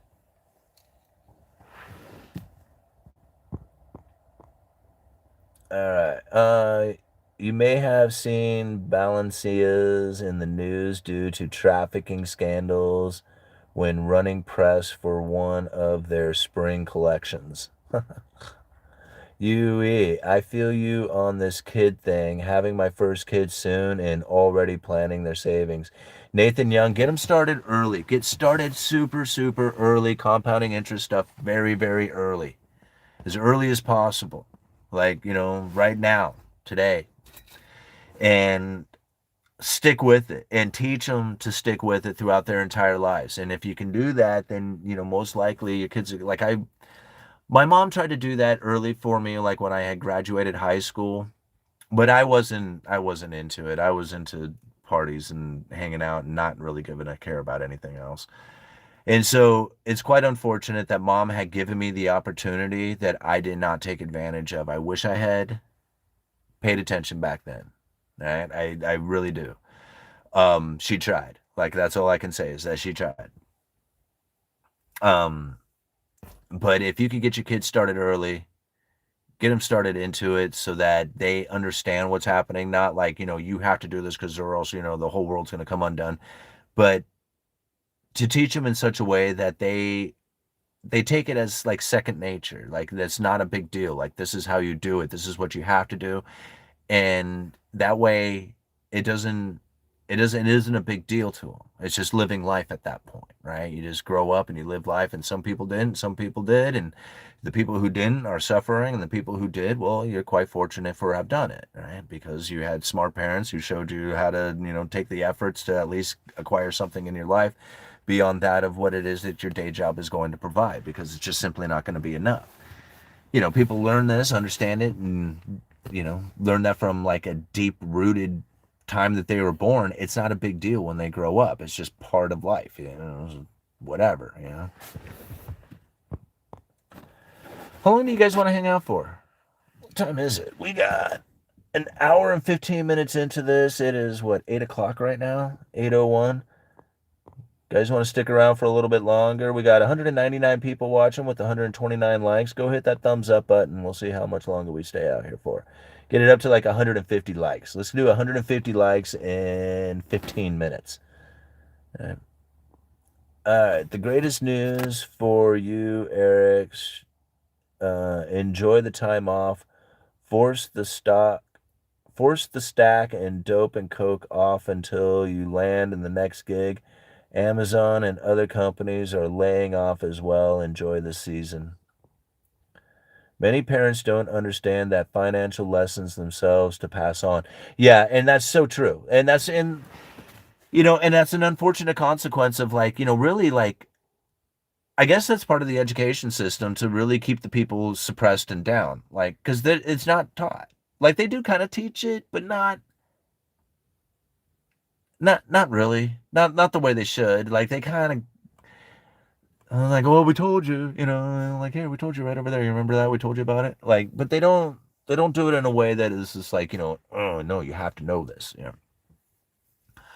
Understanding like something as simple as the Cantillon effect. That's not a like some weird ass concept or theory. Like, when you truly internalize the Cantillon effect, when it comes to the flow of money coming in, the rising of standard of living, the pushing out of domestic manufacturing, the ever increasing amounts of foreign production, when you read through those three chapters, chapters 6, 7, and 8, part 2 of that essay, there's a link down in the description to an Amazon affiliate link. You can support the Uneducated Economist by buying it, but you don't have to buy it off that Amazon affiliate link. You can get it for free at the Mises Institute. So just type in Cantillon essay and look for it over there at the Mises Institute. Download the PDF and read it for free. But part 2, chapter 6, 7, and 8. Like, I don't know how many times I've tried to get people to read those 3 chapters alone. Like, the rest of the book is great, but those 3 chapters are the most telling of anything that you could read. You go through those and you internalize what it is that he had said. Holy moly, man, if you do not recognize that happening right here, right now, I don't know what would. And to think that he described it in this almost primitive way, horses and wagons and gold and silver and mines and stuff like that, it seems so outdated, but yet it is so accurate. And it's not taught. It's not taught to anybody, right? Except for, here on the Uneducated Economist, we won't let it go. So, all right. I like sex ed. Yeah, me too. You can learn it in class, but it's hard to execute what was being taught once you are out there in the real world. Huh. Yeah. um, all right. Can anyone recommend any good financial books? That's great to hear. Senior Diaz, double and triple down on your dope coke. Okay. Good old Benny. He just loves talking about doping and coking. Okay. Do you think that they would teach that to everybody? This country would still be a saver country? No, I don't think. Um, no, because here's the thing. Even even if you knew intuitively that you shouldn't do it, you probably still would do it, right? Like if somebody was just like, "Oh man, dude, you got a bunch of money. Wouldn't you like a new truck?" Listen, man, we were selling these trucks for $58,000, and now we have this one for sale for 32, brand new. Would you buy it? Right? Would you buy it? Just right? A little bit of money, a little bit of luxury, just a little bit, right? Because everybody would. Everybody loves luxurious experiences. They love a new car, new clothes, new couch, new TV, new house, new whatever. Right? Everybody loves new stuff, and when you have the ability to buy new stuff, you will. That's all there is to it. And so there's no reason to think that there could be anything that could change. Like you can only change yourself. You can never change the way that somebody else is going to be. And I don't care how much education you taught them, you can tell them, like, I mean, how many people right out there know not to smoke cigarettes? Right? I mean, it's like, it doesn't do anything, destroys you, causes cancer, makes you sick. Everybody thinks you're ugly because you do it. And there's still people like young, this is fun. And it was just like, okay, I mean, I thought for sure, I really thought that cigarettes was going to go out, like Generation X was going to be like the last cigarette smoking generation. I really did. Like, I was just like, man, these things are stupid, right? Waste of money, waste of time, waste of everything that goes with it. There's no benefit that comes from it in any sense of the imagination. And yet here, these little kids are still firing them up and smoking them. And I'm thinking, dang, I got that so wrong. I started buying Altria. I did. I was just like, I got that so wrong. I thought for sure cigarettes were going out with Generation X. Not even. Nope. Every generation after that, they love them cigarettes. It's just sick. I just can't believe it. As much information, knowledge, attention, and then just like, the fact that it's not like, I don't know, maybe some people find it cool to smoke, but I don't think anybody thinks it's cool to smoke. You know, maybe they do. I'm not young anymore, so maybe the young people do think it's cool. Ooh, stay up here with me.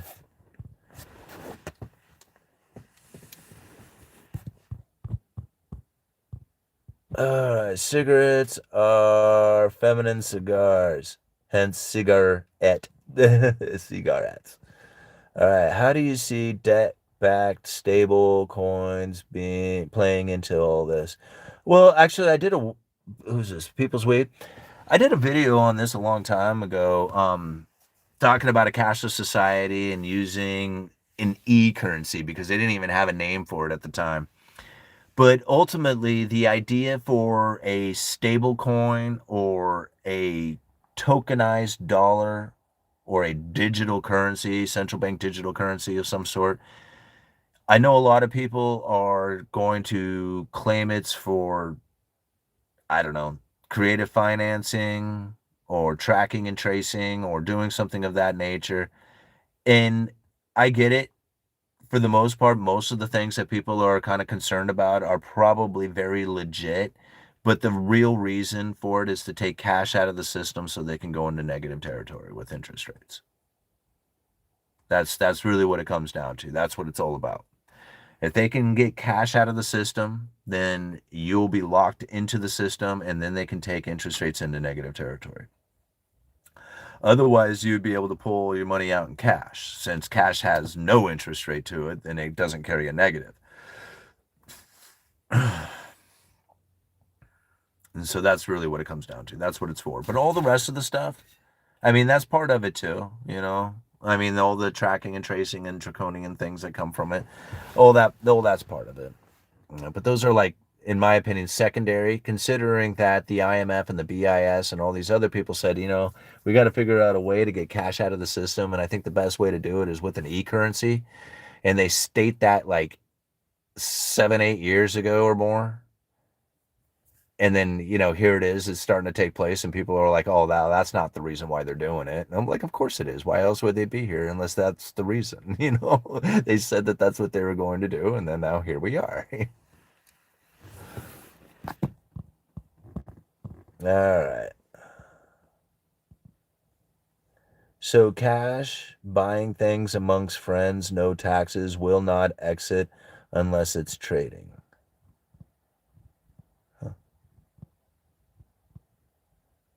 Simon, make a video of your grocery receipts, please, and thank you. Yeah, deplorable. I know you brought it up. I mean, I can't. I gotta wait to go to grocery shopping, right? I mean, we haven't been on a big grocery shopping trip lately, so next time I do that, I will do the recording for you. But like the last one, we went to Costco, and it wasn't like a big trip. It was just we only bought a few things there. So, and one of them was a computer for Sarah. Sarah's going back to school, by the way, guys. Show some support for the for dishes every day. She is in there right now, just getting started. She did the orientation, and she is now on her way to getting a teaching degree. Okay, and she's incredibly excited and nervous and all that, and she hasn't really had time to go over and maintain her channel, but yeah, dishes every day, going to get her teaching degree so that, she can, well, for one, I think really, I think this was like a challenge for herself, like something that she really wanted to do for herself, test herself and see, how far she can push it and what it is that she can accomplish. So I'm pretty excited for her to do that. But on top of it, it's something that, is going to not only benefit, the family and her and everything else, but then she also becomes an educator for the youth of this nation, and especially in my area. And, that's a pretty tough job, and it's an important one too. So I'm pretty proud of her to step up and do that. It's going to be a little bit of a long road to go down, but yeah, she's in there doing it right now. So. All right. History repeats. They would do exactly what they did to raise the interest rates in like a 6.25 mortgage rates.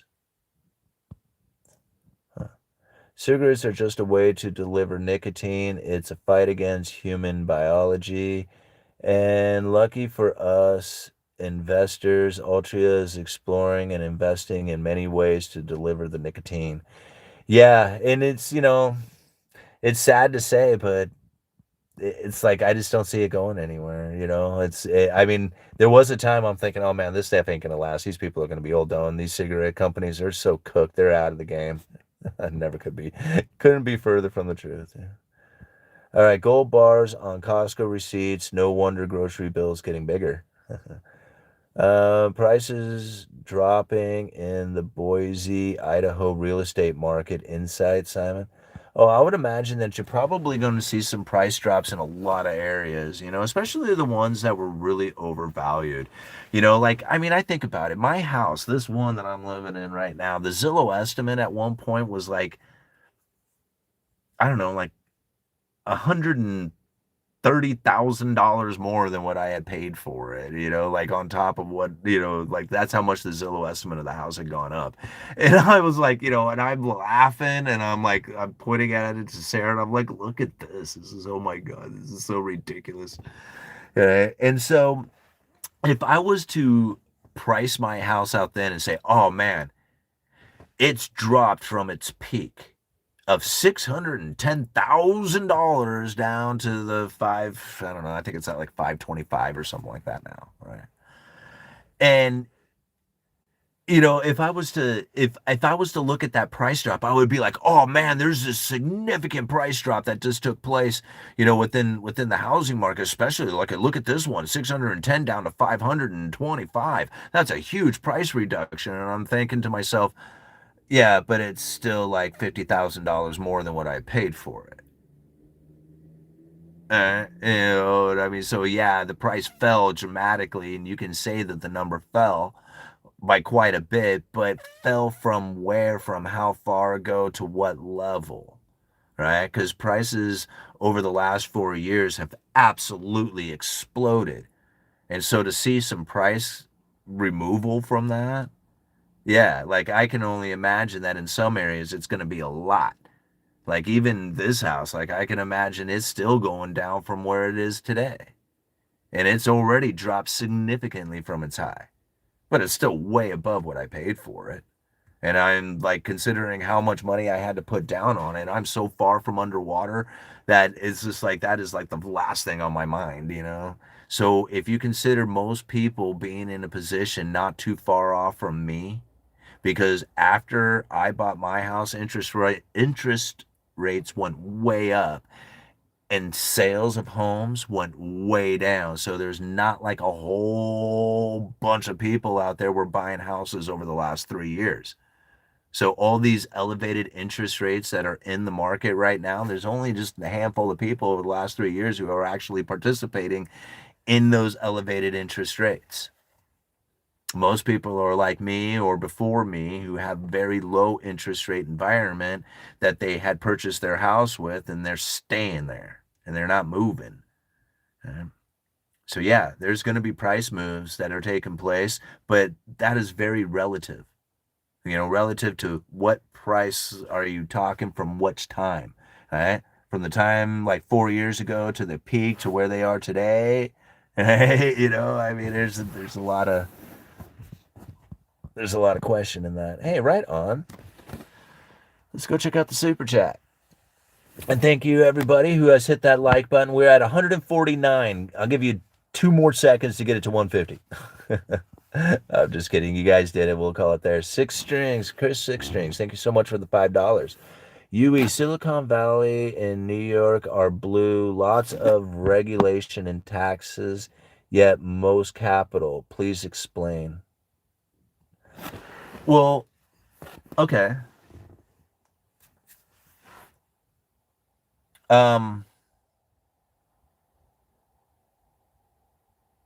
Where does the money come in first? Who has first access to the money? And it's not necessarily just think about the debt, like the debt issuance, because that's like literally the first access to the money is by taking out the debt. But then think about the flow of money, like when commerce is actually happening. Where is it happening at? Right? Where is it that money flows the most? And if you think about California and New York, like those are probably the two states where money flows the most. I mean, not only do you have like ports and business, the stock market, like things that are going on where money flows into those locations. So if money is flowing into those locations, what is going to happen with those locations? See, I think about it like I remember I was getting a Starbucks at in like Houston. And I remember like it was something that I had regularly get. Like I'll get an Americano, Sarah gets whatever drink she is. We got a couple of like little biscuits or whatever they were. And I remember in like Houston at the hotel, it was something like $26 for 2 coffees and the two cookies or whatever it is that we had there. And I remember I was like, holy moly.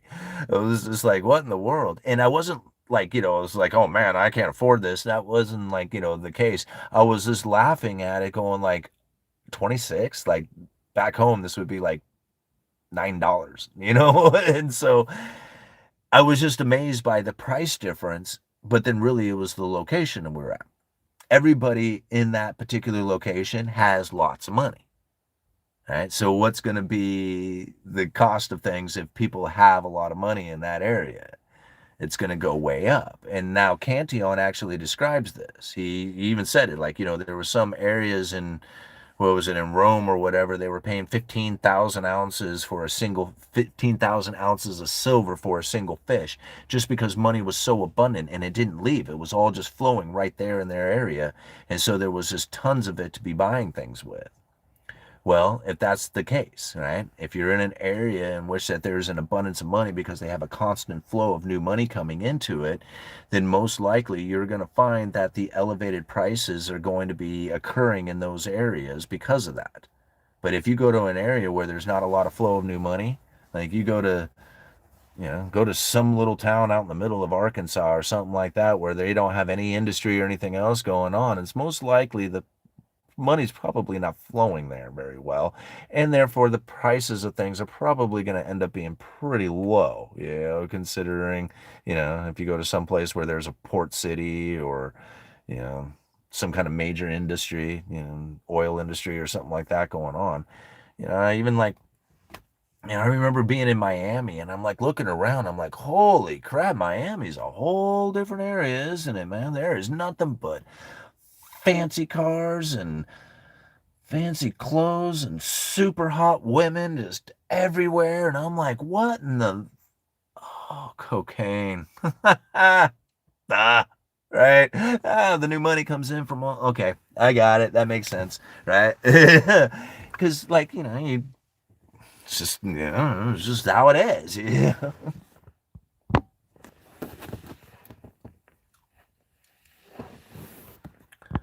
All right. Don't let your wife go shopping on the first. Okay. What would she be going shopping for? All right. I snore Venezuelan crushed blue Adderall tabs when I'm angry while talking to my insurance company rep. I'm impulsive and snort my Adderall when I'm feeling despondent. Um, it's funny. Somebody had made comments like that one time, and I read it like very clearly, and then later I found it like on the internet, like as if I was saying that genuinely. Is that what you're attempting to do? All right. We're just gonna go ahead and put that user and give you. Okay. Come up with better things to talk about. All right. You've been timed out for 10 minutes. Go figure it out. All right. Thank you for your time, Armchair Economist. Thank you so much. I love the name, Armchair Economist. You guys bet. Well, by coming out here, having a discussion, and me breaking it down regularly, going through all these speeches, rehashing out some of the questions that people have about particular aspects of the economy, this is getting me. This is refining my skills. This is getting me better at what I do. And I don't know exactly where it is that I'm headed with this, but I know that this is what it is that I was supposed to be doing the entire time, my life, trying to figure out how it is that I was going to be conducting myself. When I found this, I realized this is it, man. I love the Uneducated Economist. I love studying economics. I love studying monetary policy, and I love being out here sharing this information with you guys. I love the conversation that we have from it and everything that's grown from it. It's just like it's been the most amazing experience I could ever have asked for. All right. Judge dread him. Well, you can. I mean, it's cool. Like you can be here and all that, but if you're just kind of screwing off and you're just trying to make it like annoying and just then we don't need that.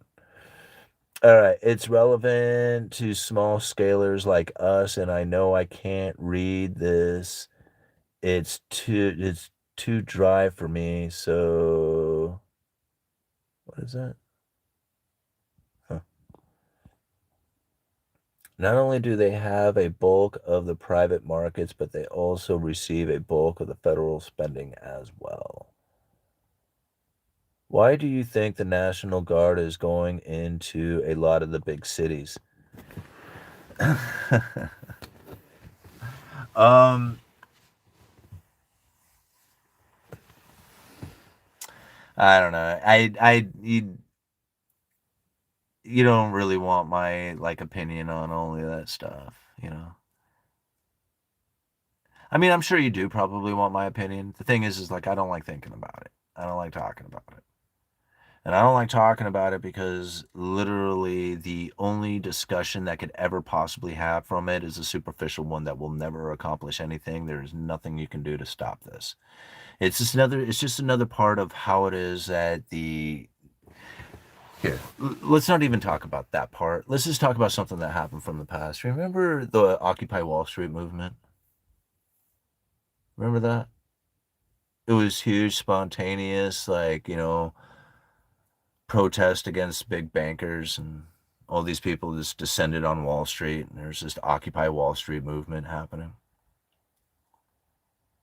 And then it sparked up in all these different cities all over the country. There was all these major protests. They were finally standing up against them greedy Wall Street guys, right? And something interesting happened during that time is that all these cities got very well organized to deal with that particular situation. They had the equipment, they had essentially like the training, I guess, whatever come from.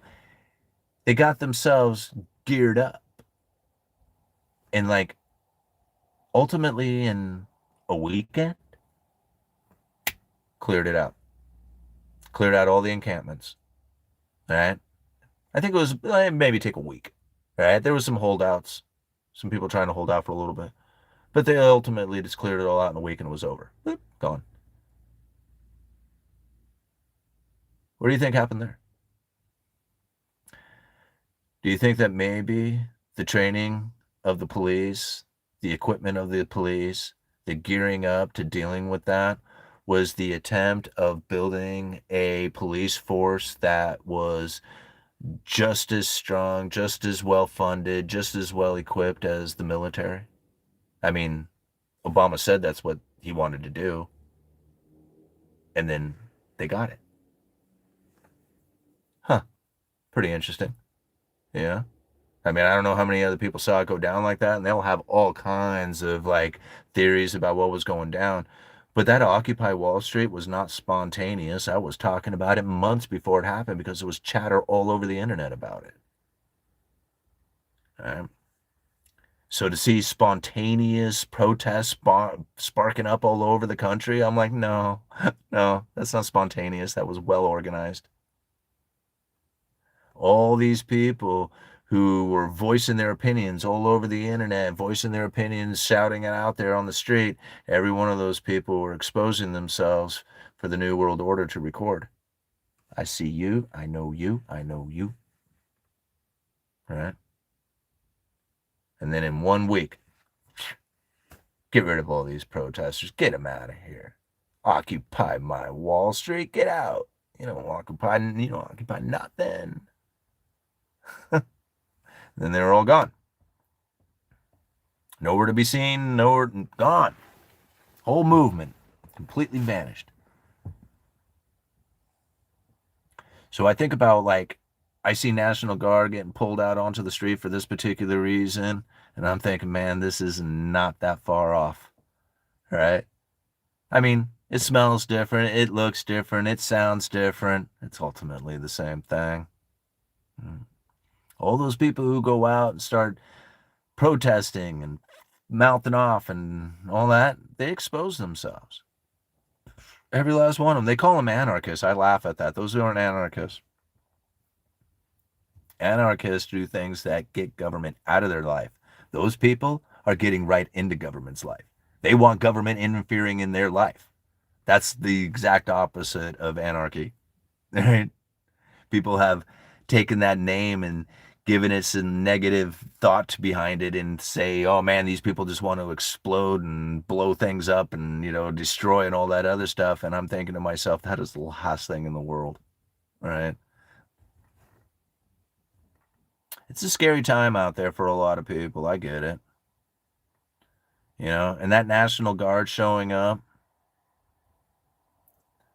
that's it's another sign of the times of what it is that they intend on doing with the people. How it is that they plan on managing and dealing with people.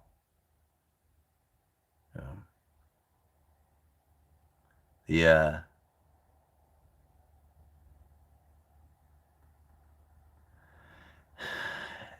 I don't really foresee major chaos in the idea that a lot of people may be anticipating. I think any kind of rising of rebellion will probably get quickly snuffed out. Most likely, the controlling effect of this style of government will provide the people with just enough so that they feel like they are somewhat in an area of being benefited, like they're getting some sort of benefit from it. I don't know, it's hard to explain, but ultimately they're going to make sure that you have just enough to eat to keep from rioting. How about that? And then the people who do will be quickly dealt with.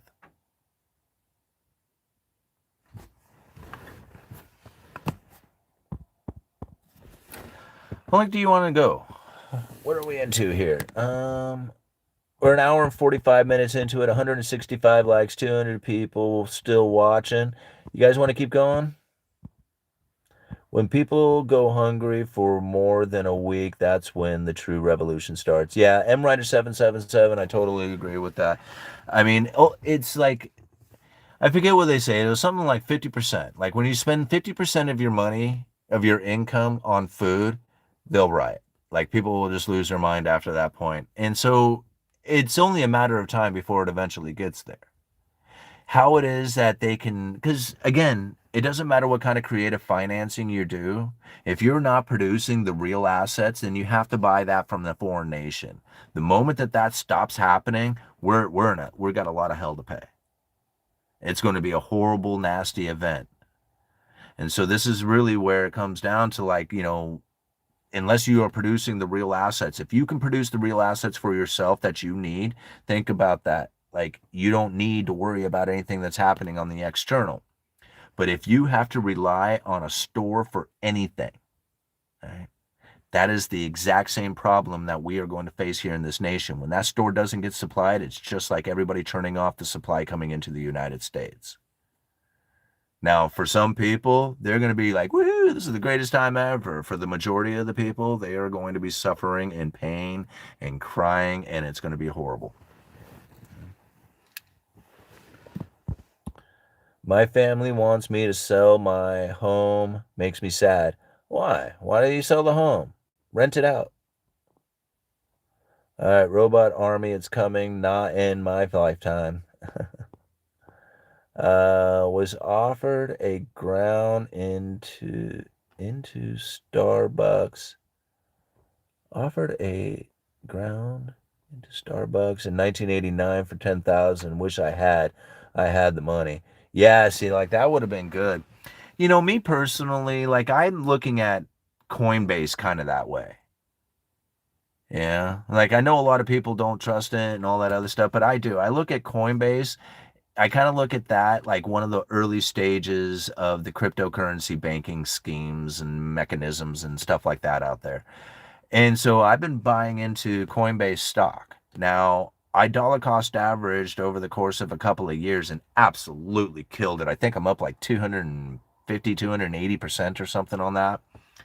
Absolutely just a wonderful, wonderful play on that one. But I bought at the very beginning of the IPO when it was first initially public offering, and then started dollar cost averaging all the way down to the bottom and then bought all along the bottom. So I really timed it pretty well as far as like picking up a lot of it at the bottom in the dollar cost averaging move. And then now that it's up and elevated, I wouldn't necessarily call it like a great investment to get into, but it's certainly one that I would pay attention to because I feel that Coinbase is going to be pretty much playing in the game of the cryptocurrency transactions between banks and stores, and you know, people just holding their currencies and acting like that mediator and that mediator in the banking system itself.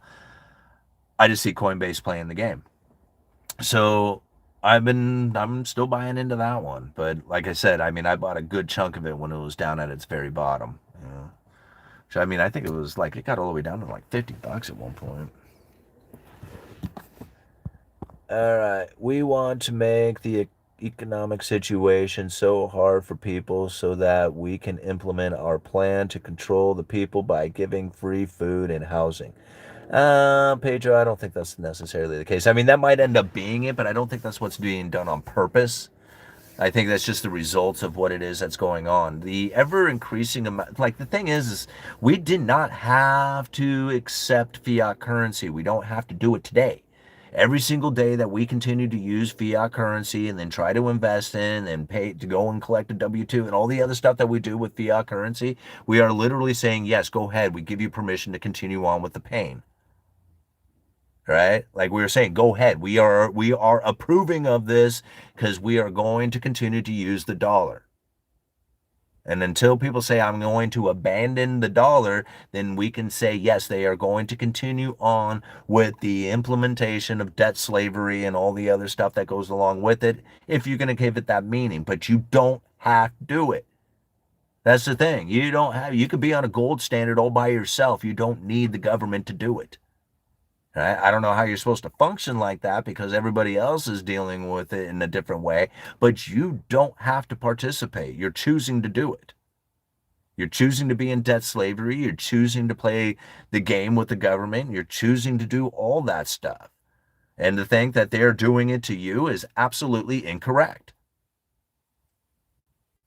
I mean, it's absolutely incorrect. They do not do anything to you. You accept it and you choose to live with it. And you're like, yes, please give me more. Because otherwise, you'd be 100% in gold and silver or Bitcoin or something completely outside of their, fiat currency game. And most people have a hell of a time operating in that fashion. They like to pay utility bills. They like to pay the insurance bill. They like to pay the mortgage payment because they like living in a house and having a family and having the ability to eat food and have all the other stuff that goes along with it. And they are not one who is going to try and figure out how it is that they are going to conduct themselves with silver bullion. All right. We have to accept it for what it is. They don't do anything to you. You accept it. You have chosen the punishment and you are willing to take it. And then once you agree to that, now you can say, okay, I'm going to position myself in a way that I don't feel like I'm getting punished anymore because I know they're doing this.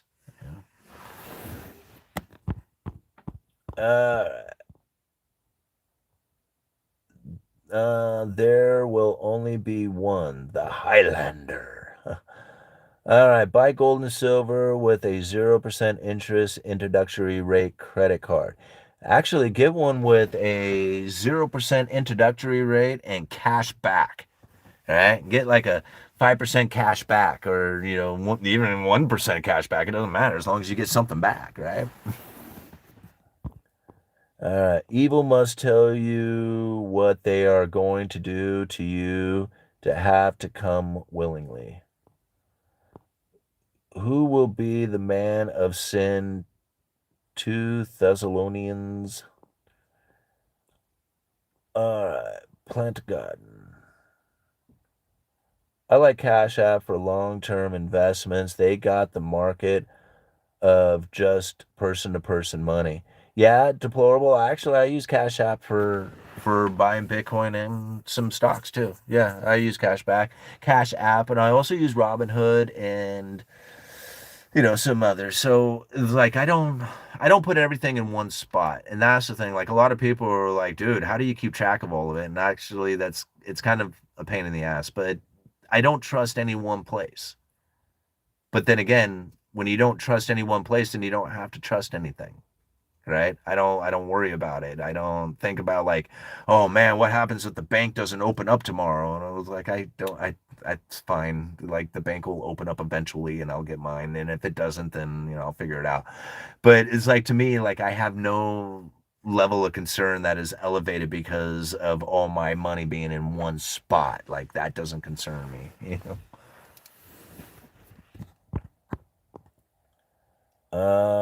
That's why God hated money exchangers. Was it God or Jesus who hated them? All right. You own crypto other than Bitcoin? I do, but it's not much. I mean, I own like I guess the second one be Litecoin. I own a bunch of Litecoin. But then I also own a bunch of like the altcoins. I own some XRP. I'm not like, big giant fan of XRP, but I do own some. Um, I picked up Uniswap at one point just because knew a guy who ended up with some in a real world case. Like he didn't have anything to do with cryptocurrencies at all. And all of a sudden, he's like, I ended up with some Uniswap. And I'm like, how in the world did you end up with a crypto at all? Right.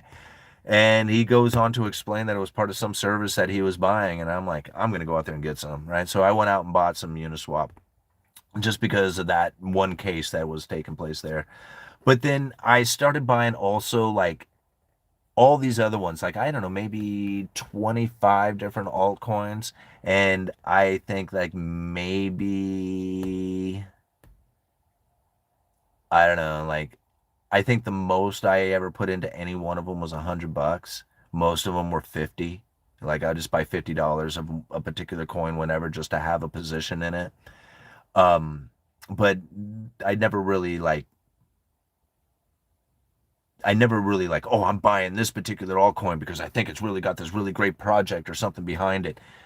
I don't. I just buy them just to have a position in, just to have some skin in the game, not really have any expectations of it.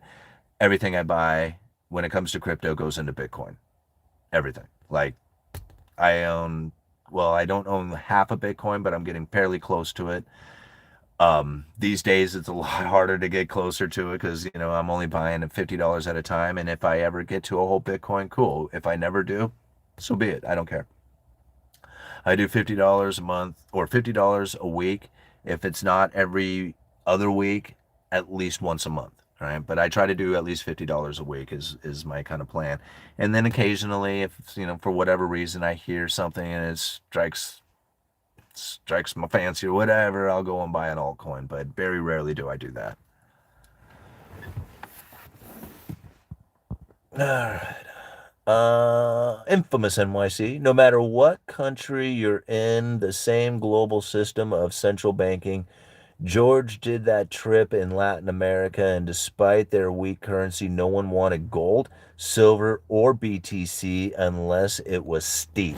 And I agree. That was the thing. Like George said, and I found that to be pretty interesting because people say, oh man, the dollar is accepted everywhere. And as he was traveling around, they would not accept any other currency or they did not want to exchange the dollar at the face value of it unless it was a crisp, brand new $100 bill. Everything else they wanted to cut, like they wanted to, take a premium for it. And so anyway, they had issues trying to move that stuff around, and it wasn't just as easy as like people want to claim it is. As far as like just being able to just use gold and silver wherever you want, like people will accept it all over the world. That's not exactly the case. You still have to find buyers for it, you still have to find the market for it, and you still have to get the good deal for it, and all those things can be very difficult if you're not well established and already knowing. Alrighty, guys. What time is it? All right, we're gonna give it like another 2.5 minutes here, and then we're gonna call it quits. Do a 2-hour live stream tonight. 193 people watching with 169 likes. Thank you so much for hitting that thumbs up button. $5 in super chats because you guys are always so generous with those super chats. It's what sparked today's video, talking about the liquidity crisis and what it is that the Federal Reserve could possibly do. Of course, we always move these live streams where the conversation always drifts off into other places, but that's what's cool about it, is that we get to discuss a lot of different points here on this channel. The only thing that's certain is you won't get one Bitcoin if you don't try to get Bitcoin. Yeah, that's for sure. Yeah, it's like it's like you gotta play the game if you want to win. Some people say, I don't want to play, I might lose. Well, you can't win if you don't play. All right. I want the dollar to get strong. We need purchasing power in the world. I want the dollar to get strong. I don't know if you necessarily do.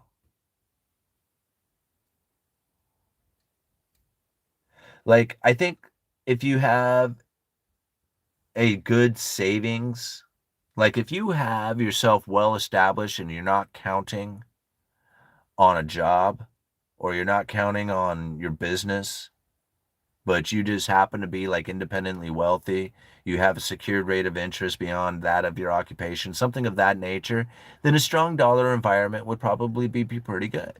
You know, and like your purchasing power goes up, you get to buy all this stuff. But if there's a strong dollar environment, what you are ultimately doing is you are going to kill whatever little exports you have, and those people who are working in those positions are going to get punished for that. Right? And so as the dollar gets stronger and people are buying less of your stuff, your economy is going to somewhat suffer in that idea. Now, if you happen to have the money though, well, then you get to buy that of foreign production even cheaper, like traveling. Oh man, you get to spend your money overseas and really get some value out of it. So if you're in that sort of position where you are or had been the saver, then you're probably going to be good. But if you are a working class, paycheck to paycheck, like 60% of the people are now, and soon will be 80% of the people if things continue down this road, then those people will suffer immensely in a strong dollar environment because they're going to lose their jobs. Right? And not be able to take advantage of the cheap prices of things going on out there because they weren't savers. You know?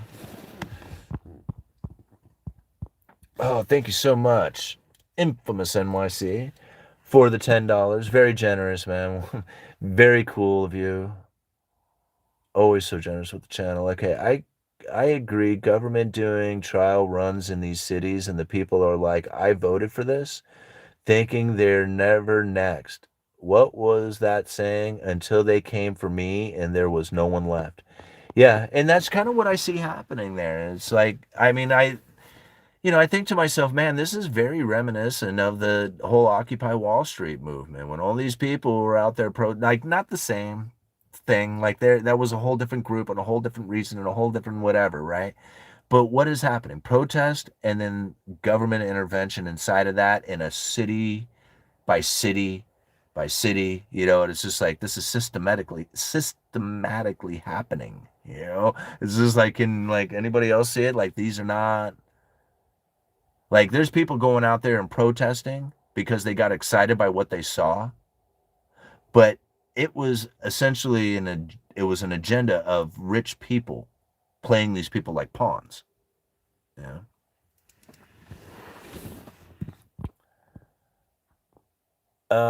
This was awesome, dude. Thanks for sharing your thoughts and what you've learned.